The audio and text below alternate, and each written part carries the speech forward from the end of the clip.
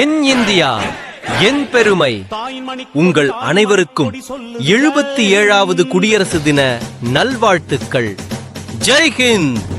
தாயகம் காத்திட தன்னலம் போக்கிட சொல்லுக ஜெய்ஹிந்த்.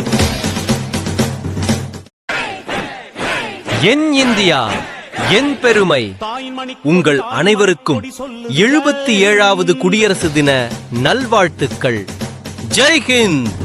தாயகம் காத்திட தன்னலம் போக்கிட சொல்லுக ஜெய்ஹிந்த். ஜனகண மன அதிநாயக ஜய ஹே பாரத் பாக்ய விதாதா. பஞ்சாப் சிந்த் குஜராத் மராठा திராவிட.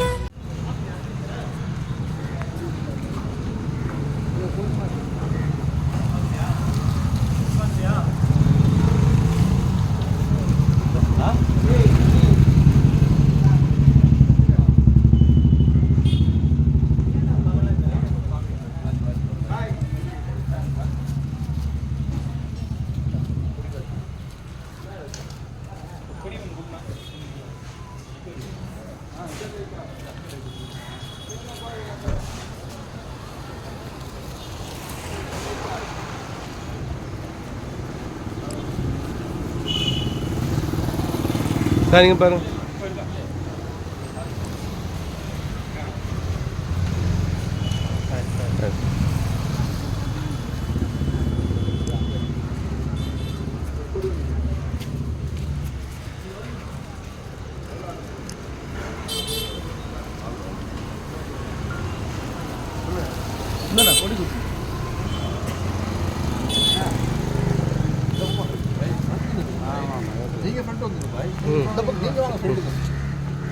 செல்வியா?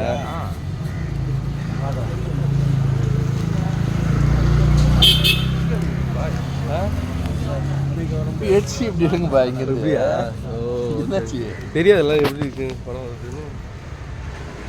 எப்படி சொல்றீங்க? செல்ஃபியா எடுங்க பாய் இங்கேருந்து. ஓ ஓ க்ளோஸ் அப்ல அவருக்கு எடுங்க.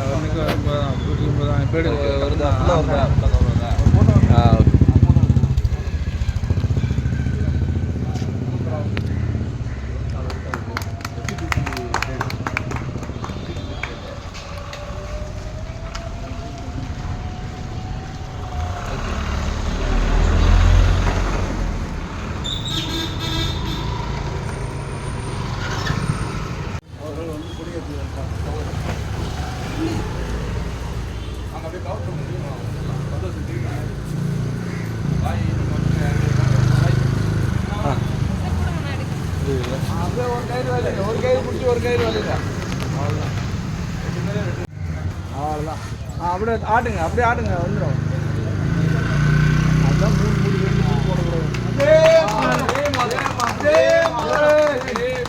பாரத் மாதா கி ஜெய். பாரத் மாதா கி ஜெய். ஜெய் ஜெய்.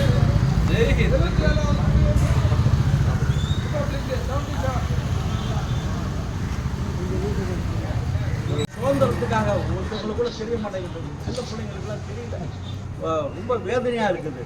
அந்த சுதந்திரம் எப்படி சாதாரணமாக கிடைச்சதா நமக்கு?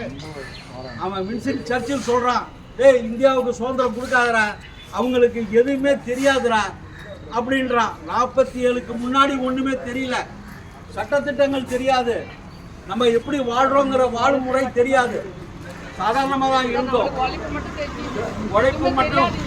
ஆனால் எல்லா கனிமங்களும் இந்தியாவில் இருந்தது. உலக நாடுகள் எல்லாம் நம்மளை எதிர்பார்த்தா.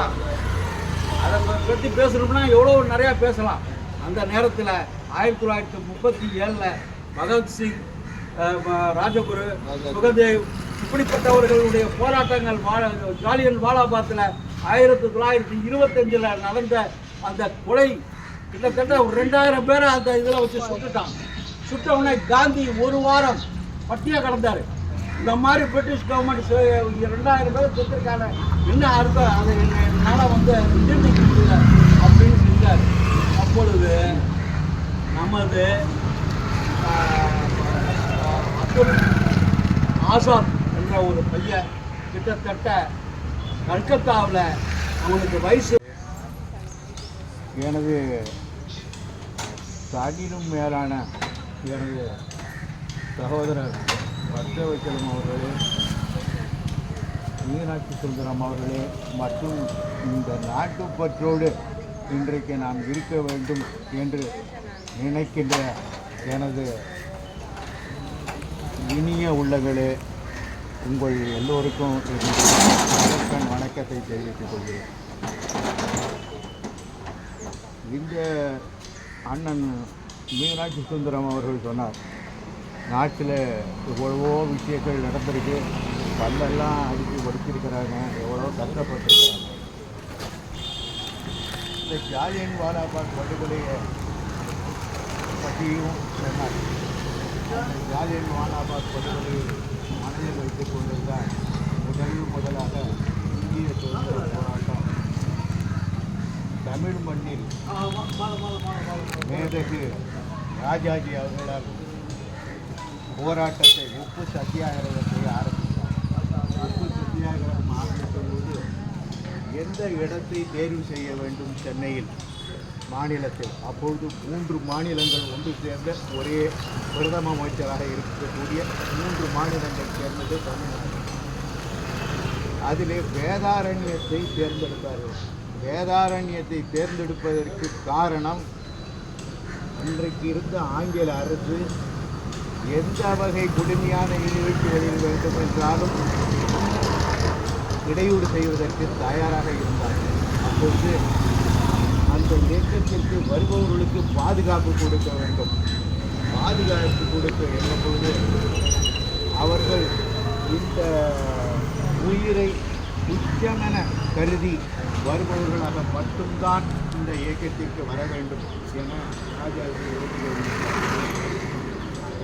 அன்றைக்கு ராஜாஜி அவர்கள் இன்றைக்கு இருக்கக்கூடிய பெரிய பெரிய அரசியல்வாதிகள் எல்லாம் தப்பிப்பதற்கு காரணமாக இருக்கக்கூடிய பெரிய வக்கீல்கள் தொழில் ஆற்றி கொண்டிருக்கின்ற நார்த் இந்தியாவை பணியாற்றி கொண்டு ஃப்ளைட்லேயே வந்துட்டு போகிற வசதி படைத்த வக்கீல்களுக்கு எல்லாம் இணையானவர் அல்ல, அதற்கு மேற்பட்டவர். ராஜாஜி ஒரு கேஸை எடுத்தாருன்னா அதை ஃபெயிலியர் ஆகாது. இந்தியா முழுவதும் அவர் குடிகட்டி பறந்த நாட்கள். அப்பொழுது இந்த ராஜாஜி 10 வயதாக கூட நான் இங்கே அரசாங்கத்துடைய எதிர்ப்பு பண்ணக்கூடாதுன்னு சொல்லிட்டு அவருடைய போஸ்டை ரிசைன் பண்ணிட்டு தியாக உருவமாக வேதாரண்யத்திற்கு வருகிறார். அப்பொழுது ஆட்களை தெரிவு செய்கிறார். இவ்வளோ பெரிய மெட்ராஸில் 7 பேர் தான் வரான், மதுரையில் 15 பேர் வரான், வேதாரண்யத்தில் 8 பேர் வரான், ஒட்டுமொத்த தமிழ்நாட்டில் மொத்தம் பேர். இவர்களுக்கு பாதுகாப்பு கொடுத்து அந்த போராட்டம் எங்கிருந்து ஆரம்பிக்கிறது? திருச்சியிலிருந்து ஆரம்பிக்கிறது. வழிநடையாக இரவோட இரவாக வயல்லையும் மரப்புலையும் ஒரு குச்சியை ஒன்று கையில் வச்சுக்கணும், அதில் ஒரு சாப்பாடு வச்சுக்கணும், அதில் சேர்த்து இதோடு நடந்து போய்கிட்டே இருக்கணும். ஆனால் இந்திய தேசத்தின் மீது பற்றுதல் கொண்டவர்கள் அவர்களுக்கு உணவளிக்கக்கூடாது. உணவளித்தா அவனை க்ளோஸ் பண்ணிடுவான் இங்கிலீஷ்காரன். அதுக்காக என்ன செய்வார்கள்? அந்த ஊரில் இருக்கக்கூடிய நம்மளை போல நாட்டு பட்டு உள்ளவர்கள் ஏதாவது ஒரு மரத்தில் கொண்டு போய் 20 அல்லது 30 சாப்பாட்டு தூண்டுகளை கட்டி விட்டு வந்து விடுவார்கள். இந்த இடத்தில் இருக்கிறது என்பது 1 கிலோமீட்டருக்கு முன்னாடி போகும்போது மெசேஜ் கிடைக்கும், இந்த இடத்துல சாப்பாடு இருக்குது. இப்போ போவாங்க, தங்குவாங்க, அந்த மரத்தில் இருக்கிற சாப்பாடு எடுத்து சாப்பிடுவாங்க. அதுக்குள்ளே இந்த ஊரில் இருக்கிறதால யாரும் சொல்லிடுவாங்க. ரொம்ப கொடுமையான நிகழ்ச்சிகள்லாம் நடந்து அதுக்கப்புறம் இந்த சத்தியாகிரகம் பண்ணுறதுக்கு 3 மணிக்கு அவர் போய் வேதாரண்யத்தில் உப்பு எடுக்கிறாரு அப்படின்னு சொல்லிட்டு நேரம் குறிப்பிட்டிருக்கிறாரு. ஆனால் அந்த இருக்கக்கூடிய அந்த கூட்டத்தில் 73 பேரில் ஒரு ஆள் காண போடுறார். யாருன்னா ராஜாஜி தான். அவர் 1 மணிக்கே போய் எடுத்துகிட்டு வந்துடுறார். அரசாங்கத்தினுடைய கண்களில் மண்ணை இப்போ விட்டு எடுத்துகிட்டு வந்துடுறாரு. இப்படி அந்த சத்தியாகிரகம் பண்ணுறதுக்கு அவங்க பட்ட பாடு அன்றைக்கு மிகப்பெரிய வேதனைகளை அனுபவித்தாங்க. இந்த வேதனைகள்லாம் ஒரு காலத்தில் வெற்றி பெற்ற பிறகு அதை கொண்டாடுவதற்கு கூட வாய்ப்பு இல்லாமல் இருக்கும் பொழுது ஒரு காவல்துறை அதிகாரி அந்த போராட்டத்தை கலைப்பதற்காக தடியடி அடிக்கிறார். அப்பொழுது நம்மால் ஒருத்தவருக்கு ராயில் இருந்த ரத்தம் ஊற்றுது. அதை பார்த்துட்டு நம்ம பார்பர் ஒருத்தவங்க என்ன பண்ணுறா, இங்கிலீஷ்காரங்களுக்கு துணை போகிறதுக்கு நாளையிலேருந்து நான் சேவிங் பண்ண மாட்டேன் அப்படின்னு ஒரு முடிவுக்கு வரார். அப்போ அவர் ஷேவிங் பண்ணிக்கிட்டு இருக்கும் பொழுது அவன் மாற்று உருவத்தில் வந்து ஷேவிங் பண்ணிக்கிறான். ஒரு காட்சியை போய் சொல்கிறான், அவன் போலீஸ்காரங்க தானே, அவனுக்கு போய் பண்ணிக்கிட்டு இருக்காரு. அதை அப்படியே பாதியோடு நிறுத்திட்டு அவர் போயிடுறாரு. பாதியை நிறுத்திட்டு போட்ட உடனே போலீஸ்காரங்களுக்கு இன்றைக்கி இருக்கிற புத்தி தான் அன்றைக்கும் இருந்துச்சு. அவர் மேலே ஒரு கிரிமினல் கேஸ் ஃபைல் பண்ணி அவரை தூக்கி கொண்டு போய் உள்ளே போட்டோம். அப்போ மேஜிஸ்ட்ரேட் சொல்கிறாரு, மீதியும் ஷேவிங் பண்ணிருங்க. ஐயா பெட்டியை வேண்டாம் உங்கள்கிட்ட கொடுத்துட்றேன், நீங்கள் பண்ணிடுங்க, நான் பண்ண மாட்டேன், இந்த தேச துரோகிக்கு நான் பண்ண முடியாது அப்படின்னு. அதுக்காக 6 மாதம் அவருக்கு ஜெயில் தண்டனை வழங்கப்படும்.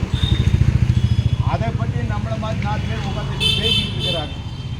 சரியான ஆள் வைரப்பன் செஞ்சது, இந்த தாவிதர் பேர் வைரப்பன் செஞ்சது சரியான வேலை அப்படின்னு சொல்கிறாங்க. சொன்ன உடனே அது அரசாங்கத்துக்கு தெரிஞ்சு அவரை கைது செய்கிறார். அவர் ஒரு புரோகிதர். அந்த புரோகிதரை என்ன பண்ணுறாங்க, கொண்டு போய் அவருக்கு 6 மாதம் ஜெயில் போடுறான். ஜெயிலில் போய் உனக்கு என்ன தொழில் தெரியும், ஆனால் ஜெயிலில் வந்து ஏதோ ஒரு தொழிலை செஞ்சாகணும். அந்த காலத்துக்கு சட்டம் இருக்கிறார். அவர் சொல்கிறார், எனக்கு ஒரே ஒரு தொழில் தான் தெரிகிறது. அந்த தொழில் என்னன்னா கரிமாதி தெரியும். இங்கிலீஷ்காரன் எல்லாம் தான் செஞ்சு போட்டா போயிட்டாங்க, நாடு சுதந்திரம் அடைக்கணும்னு சொல்கிறாங்களே, அதில் முக்கியமான ஆட்கள் மேலே யாராவது சொல்லிங்க அவங்களுக்கு கரிமாதி செய்கிறேன் அப்படின்னு.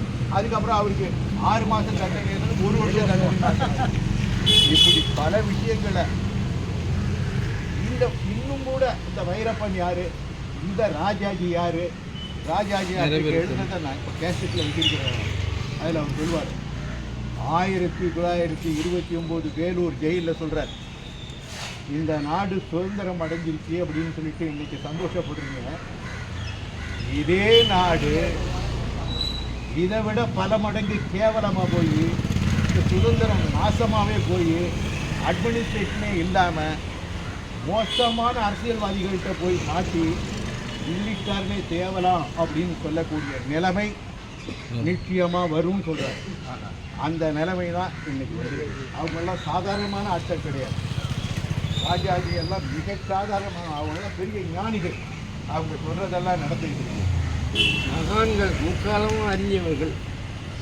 இப்போ நம்ம பல்லாவரத்தில் இருக்கிறதால ஒரு சின்ன செய்தியை நான் சொல்கிறேன். நம்ம ரயில்வே ஸ்டேஷனுக்கு இந்த பக்கத்தில் ஒரு ஸ்கூல், மேரி ஸ்கூல். அந்த ஸ்கூல் வந்து ஒரு முஸ்லீமுடைய ஆதிக்கத்தில், அந்த முஸ்லீமுக்கு பொது கொடுத்தவர் தான் பட்டியல்கால் கல்லூரி ப்ரொஃபஸர் ஒரு நாயுடு. அவரு ஒரு ட்ரஸ்ட் ஆரம்பித்து ஒரு முஸ்லீமுக்கு மேரேஜ் பண்ணுறது கிராமத்தில் ஒதுக்க மாட்டான்னு அவங்கள உடனே இங்கே செட்டில் பண்ணி அவங்க நல்லா இருக்கிறாங்க. ஆனால் பச்சைப்பன் கல்லூரியில் பேராசிரியர் இருக்கும்போது அவங்க தமிழ் தற்கொலைக்கு சமம்னு ஒரு புத்தகம் ஒன்று எழுதுகிறார். அவர் எந்த புத்தகம் எழுதினாலும் முதல் காப்பி எனக்கு அனுப்பிடுவார். அந்த காப்பியில் இப்போவும் சொல்லுவாள், அவர் கல்யாணத்தை பண்ணி கொடுத்துட்டோன்னா சொத்தெல்லாம் அவன் போயிடும், நான் யாருங்கடா போய் நிற்கிறது.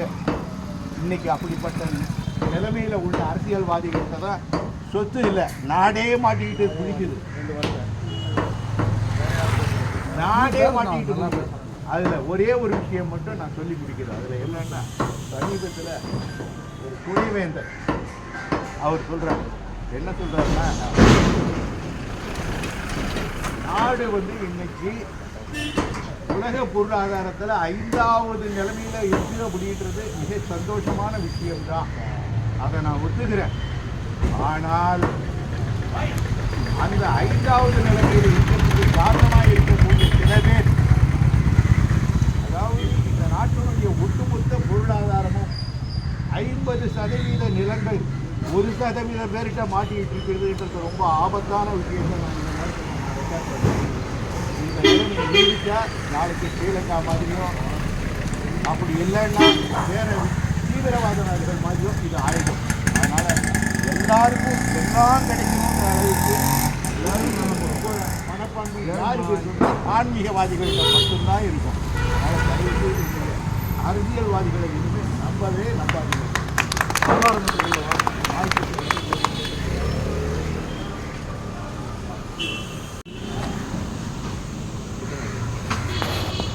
நம்முடைய சுதந்திரத்தினுடைய எண்ணங்களை எல்லாம் வெளிப்படுத்தி சுதந்திரத்திலே இன்று இளைஞர்களாக இளைஞர்களுக்கும் மிகவும் இளைஞர்களாக இருக்கிற மிக அறிவிப்பாட்டுக்கு கொண்டு வந்து அவர்களுடைய அறிவை எல்லாம் இன்னும் அதிகமாக அளவில் உண்டாக்கி அவருடைய எண்ணங்களை எல்லாம் தெரிவித்து இதற்கு முன் இங்கே இருக்கக்கூடிய மூத்த குடிமக்கள் இவர்களெல்லாம் எந்த விதமான அளவிற்கு அவர்கள் கஷ்டப்பட்டிருக்கிறார்கள், எந்த அளவிற்கு அவர்கள் மனதிலே புண்பட்டிருக்கிறார்கள் என்ற ஒரு எண்ணத்தை மிக எளிமையான முறையில் இளைஞர்களுக்கு இங்கே தெரிவிக்கக்கூடிய அளவிற்கு நம்முடைய இந்த சுதந்திர இந்த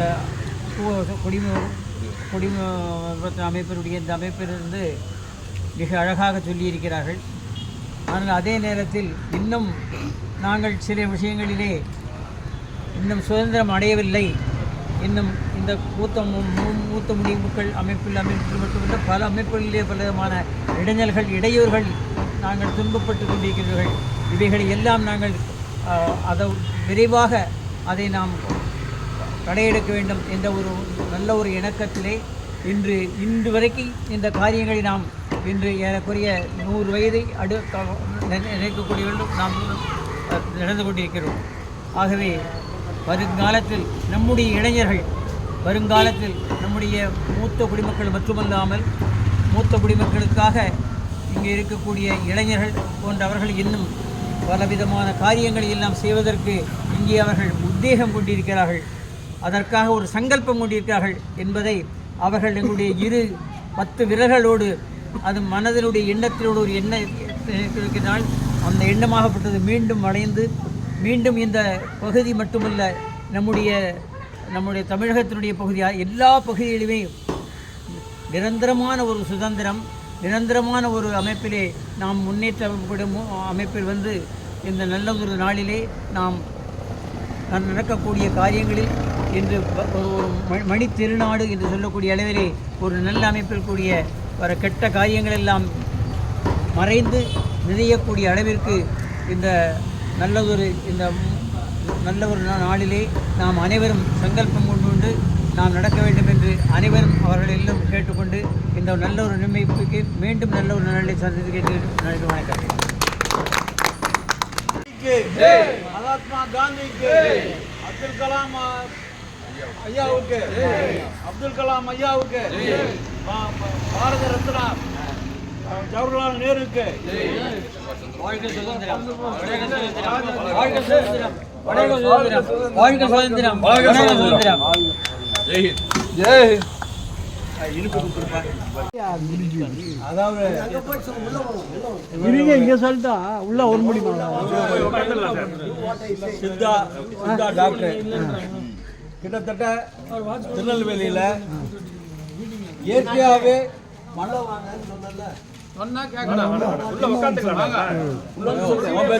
அவரு பேச்ச கேட்கறத அதுக்கு அடுத்தது என்னன்னாக்கா இவரை பற்றி படிக்கும்போது ஒரு நல்ல இவர்கிட்ட நண்பர் இவர்கிட்ட சாதாரணமாக வந்தவர், நீ ஒரு காலகட்டத்தில் இந்த தொழில் செஞ்சீன்னா பெரிய ஆளாகவ அப்படின்னு சொல்லியிருக்காங்க. இவர் பில்டர் கிட்டத்தட்ட 20 வருடம் ஆயிடுச்சு.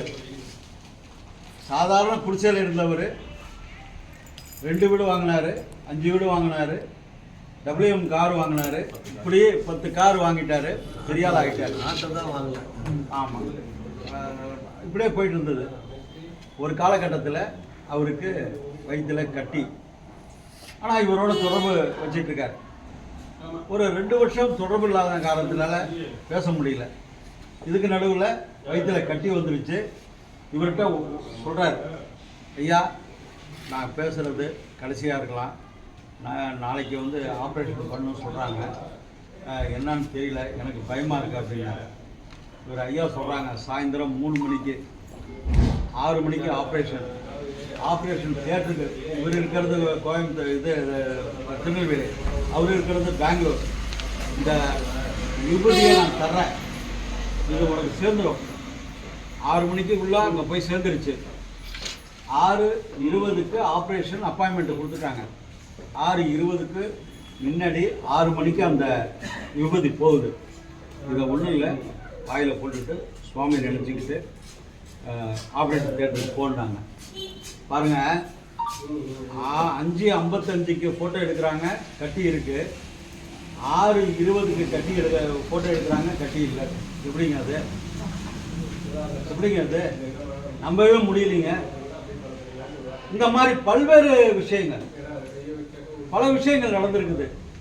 இதையெல்லாம் செய்து காட்டியவர் அவர். ஆனால் ரொம்ப ஸ்மூத்தாக, எதை பற்றியும் கவலைப்படாமல் பல நாள் ஒரு பிரச்சனையை கொண்டு போகிறோம்.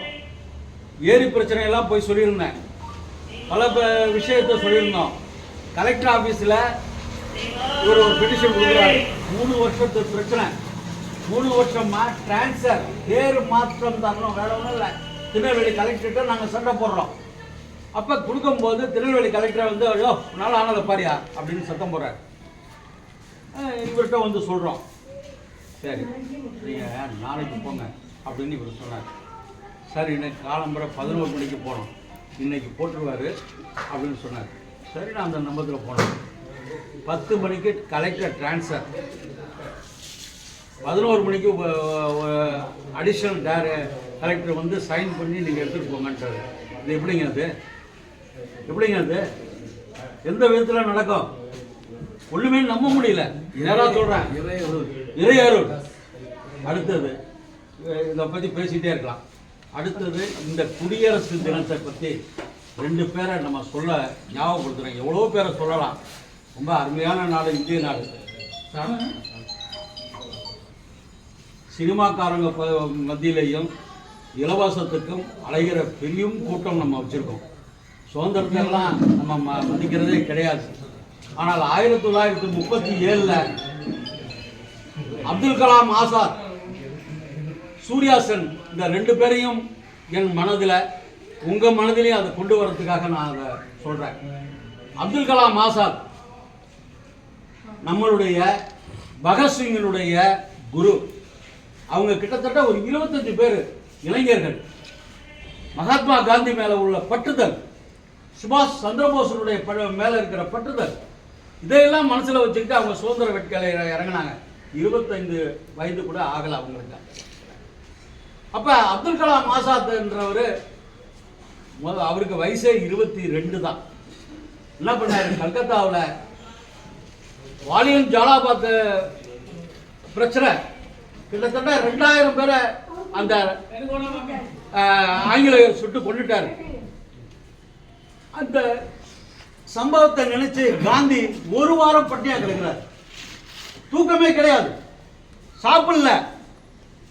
என்ன செஞ்சுட்டான் எங்களை வந்து நீ கொண்டுட்ட அப்படின்னு அவர் சண்டை போடுறார்.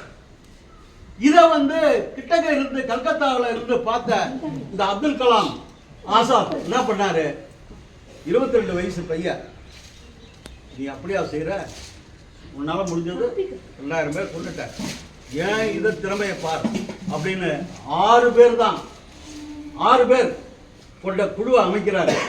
அந்த குழுவில் 3 பேர் கல்கத்தாவில் இருக்கின்ற 1 மாத ரயில் பிரயாணத்தினுடைய வரவு செலவு பணம் பெட்டகம் கருவூலத்துக்கு வரணும்.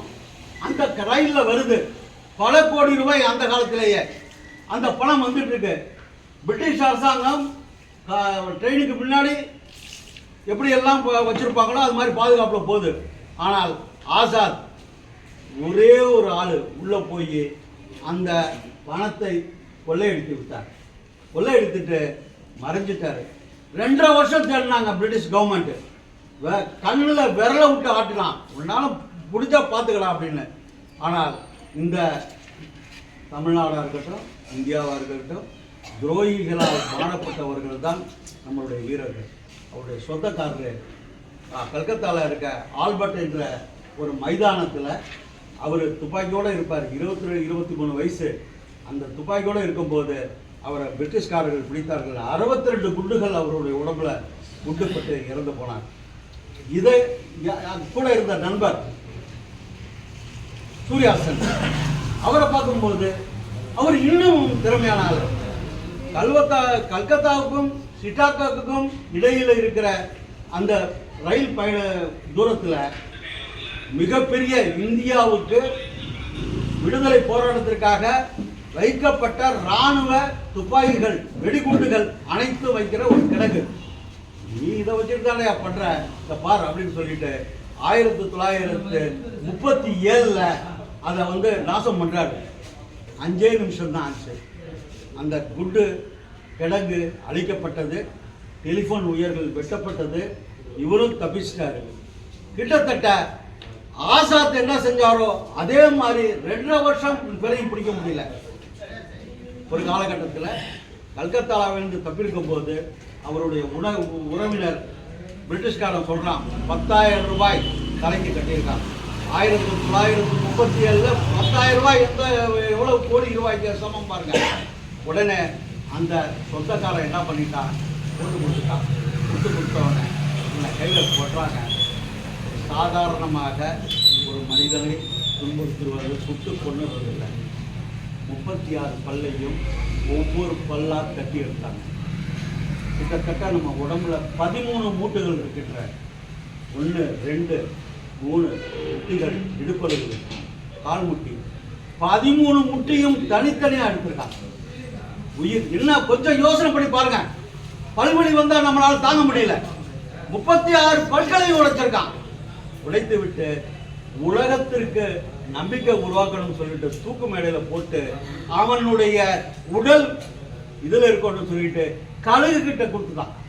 இப்படியெல்லாம் பண்ணதுதான் நம்முடைய சுதந்திரம். இன்னைக்கு எத்தனை பேருக்கு தெரியும்? இன்னைக்கு பார்க்குறோம், எதை பற்றியுமே கவலை இல்லாமல் இந்த சுதந்திரத்தை அலட்சியமாக இருக்காங்க. காந்தி சொன்னார், சாகும்போது அவருடைய வரலாறு படிக்கும்போது சொல்கிறார், நீங்கள் எதையும் பிறக்கும்போது நீங்கள் எதையும் இந்தியாவுக்கு நீங்கள் கொடுத்துட்டு போக வேண்டாம், இருக்கிறத விட்டுட்டு போனாலே போதும். அதனால தான் நம்ம செஞ்சிருக்கோம், அந்த ஏரியை காப்பாற்றிருக்கோம் சொல்லி பாரதி புகழ் வரும் சந்ததியிலும் இன்னும் 100-200 சந்ததிகளும் வணங்குவதற்காகவும் வணங்கி இருப்பதற்காகவும் என்றென்றும் இந்த பாரதி இந்த உலகத்தில் இன்னும் பல 1000 ஆண்டுகள் இருக்க வேண்டும் என்று வழிந்து இன்று நான் ஒரு பெருமைப்படுகிறேன். அன்பான நல்லுறவு தழுவும் இந்த தருணத்தில் சென்னையிலே இந்த பாரதி அமைப்பில் இங்கே நாம் ஒரு சிலை வைத்தால் நல்ல என்று ஒரு மனதில் எண்ணம் தோணியது. அந்த எண்ணத்தை நிறைவேற்றியது நமது நல்லதொரு மூத்த குடிமக்கள் சங்கங்கள் மற்றும் இந்த உயர்திரு சந்தானம் அவர்கள் மற்றும் அவர்கள் துணை புரிந்த அத்தனை பேரும். ஏனென்றால் இந்த பாரதி பலவிதமான காரியங்களை செய்திருக்கிறார். ஆனால் அதே நேரத்தில் எந்த காரியங்களை செய்கிற நேரத்தில் அவர் முத்திரை பதிக்கக்கூடிய அளவுக்கு செய்கிறார்.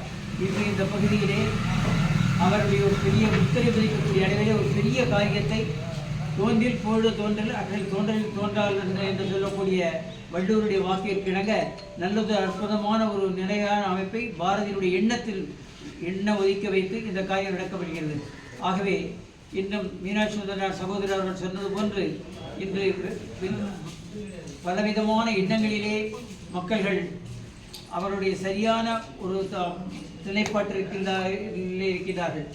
ஆகவே நாம் சுதந்திர போராட்டத்தில் எண்ணிய எண்ணங்களை எல்லாம் அங்கே நாம் அவர்களுக்கு அடிபட்ட அடிகளில் நினைத்து பண்ணால் இன்னும் மாணவர்களுக்கு அது நிறைய பேர் தெரியல, இளையவர்களுக்கு தெரியல. அப்படிப்பட்ட ஒரு துன்பங்களை அவர்கள் அனுபவிக்கக்கூடிய காலகட்டத்தில் அவர்கள் கண்ணீரிலே நீர் கட்டிக்கொண்டு அவர்கள் உணவில்லாமல் அங்கே நாம் வசிக்கக்கூடிய ஒரு அமைப்பிலே அவர்கள் நிரந்தரமான ஒரு இடமில்லாமல் கஷ்டப்பட்டு கொண்டிருக்கிறார்கள். ஆனால் அந்த அமைப்பை மிக அழகாக ஒரு நம்முடைய மனதில் எடுத்து அந்த எண்ணத்தை மீனாட்சி சுந்தரனார் கொண்டு வந்தார்கள். ஆகவே வரும் காலத்தில் இருக்கக்கூடிய அத்துணை மாணவர்களும் அத்துணை பெரியவர்களும் இன்னும் நாம் என்ன நல்ல செய்யக்கூடிய காரியங்கள் செய்ய என்பதற்காக இறைப்பற்று கொண்டு அந்த இறைப்பற்றின் மூலம் மிக அதிகமாக உணவு பெற்றுக்கொண்டு அந்த இறைப்பற்றின் மூலம் சில காரியங்களை செய்ய இருக்கிறோம். ஏனென்றால் சில காரியங்களை அவர் எழுத சொன்னார்கள். நான் எடுத்து சொன்ன அந்த விஷயங்களை மிக எளியமான அமைப்பில் சொல்லியிருக்கிறேன். இங்கே இருக்கக்கூடிய பல அதிபர்களுக்கு நான் நேரம் வரும்போது சொல்கிறேன். ஏறக்குறைய கேன்சர் என்று சொல்லக்கூடிய புற்றுநோய்கள் எல்லாம் அற்புதமான முறையிலே தெய்வீக சக்தியினால் இங்கே நாம் குணப்படுத்தி கொண்டிருக்கிறோம். அதே மாதிரி வளர்ச்சி இல்லாத குழந்தைகள், இவர்களை நிறைய குழந்தைகளுக்கு நாம் சேர்க்கிறோம். இது எல்லாம் ஆன்மீகத்தின் அமைப்புகள் செய்யப்பட்ட ஒரு அமைப்பு. ஆகவே இன்னும் பல காரியங்களை நாம் செய்வதற்கு இங்கே நாம் இது போன்ற மணிகள், இங்கே இருக்கக்கூடிய ஒரு வருங்காலத்தில் இவர்கள் செய்யக்கூடிய பல திறமைகளை எல்லாம் நாம் கொண்டுவதற்கு இப்போ இருக்கக்கூடிய இந்த மூத்த குடிமக்கள் சங்கங்கள் இன்னும் 100 ஆண்டுகள் திடகாத்திரத்துடன் இருந்தால் நாம் இளைஞர்களை வெளிப்படுத்தக்கூடிய அளவிற்கு அந்த இளைஞர்களுக்கு ஒரு வழி நல்ல காண்பிப்பதற்கு அமைப்பதனால் நீங்கள் அனைவரும் இங்கே இருக்கக்கூடிய மூத்த குடிமக்கள் சங்கர்களும் அவர்கள் நலன் பல்வளம் பெற்று நல்வளம் பெற்று நலனுடன் வாழ்கிற பல்வளம் பெற்று பல்லாண்டு வாழ்ந்திட என்றென்றும் திடகாத்திரமாக நீங்கள் அவர்களுக்காக பிரார்த்தனை செய்து கொண்டு மீண்டும் பல காரியங்களை நல்லா செய்வதற்கு நீங்கள் உங்களுடைய எண்ணத்தில் சங்கல்பம் செய்ய வேண்டும். உங்கள் அன்புடன் கேட்டுக்கொள்கிறேன். எல்லாருக்கும் விஷ் பண்ணு. ஹாப்பி இண்டிபெண்டன்ஸ் டே சொல்லு. சாரி நான் தப்பா சொல்லிட்டேன். ஹாப்பி ரிபப்ளிக் டே சொல்லு. Happy Republic Day. Thanks to all.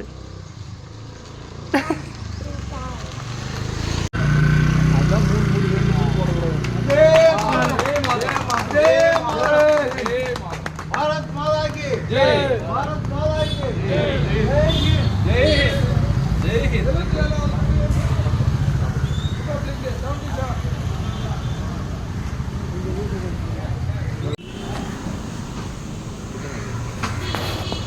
நம்முடைய சுதந்திரத்தினுடைய எண்ணங்களை எல்லாம் வெளிப்படுத்தி சுதந்திரத்திலே இன்று இளைஞர்களுக்கும் மிகவும் இளைஞர்களாக இருக்கிற மிக அறிவிப்பாட்டுக்கு கொண்டு வந்து அவர்களுடைய அறிவை எல்லாம் இன்னும் அதிகமாக அளவில் உண்டாக்கி அவருடைய எண்ணங்களை எல்லாம் தெரிய வைத்து இதற்கு முன் இங்கே இருக்கக்கூடிய மூத்த குடிமக்கள் இவர்களெல்லாம் எந்த விதமான அளவிற்கு அவர்கள் கஷ்டப்பட்டிருக்கிறார்கள், எந்த அளவிற்கு அவர்கள் மனதிலே புண்பட்டிருக்கிறார்கள் என்ற ஒரு எண்ணத்தை மிக எளிமையான முறையில் இளைஞர்களுக்கு இங்கே தெரிவிக்கக்கூடிய அளவிற்கு நம்முடைய இந்த சுதந்திர இந்த குடிம அமைப்பினுடைய இந்த அமைப்பிலிருந்து மிக அழகாக சொல்லியிருக்கிறார்கள். ஆனால் அதே நேரத்தில் இன்னும் நாங்கள் சில விஷயங்களிலே இன்னும் சுதந்திரம் அடையவில்லை, இன்னும் இந்த மூத்த குடிமக்கள் அமைப்பில் மட்டுமல்ல பல அமைப்புகளிலே பல விதமான இடையூறுகள் நாங்கள் துன்பப்பட்டு கொண்டிருக்கிறீர்கள்.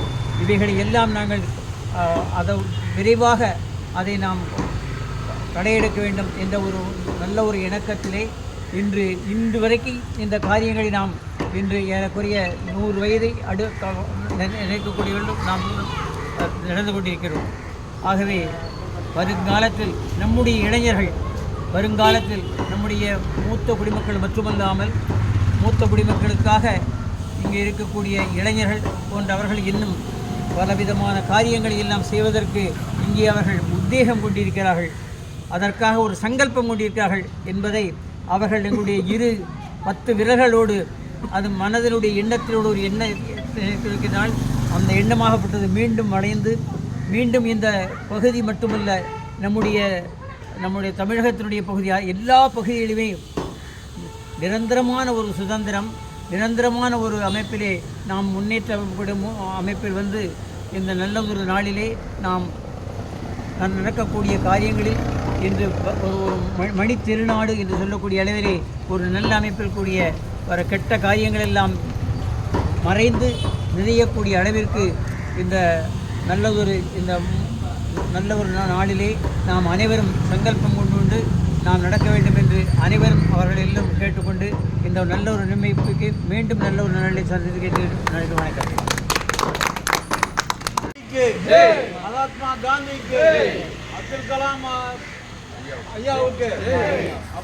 ஐயாவுக்கு, பாரத ரத்னா ஜவஹர்லால் நேருக்கு வாழ்க சுதந்திரம், வாழ்க சுதந்திரம், வாழ்க சுதந்திரம், வாழ்க சுதந்திரம், வாழ்க சுதந்திரம்.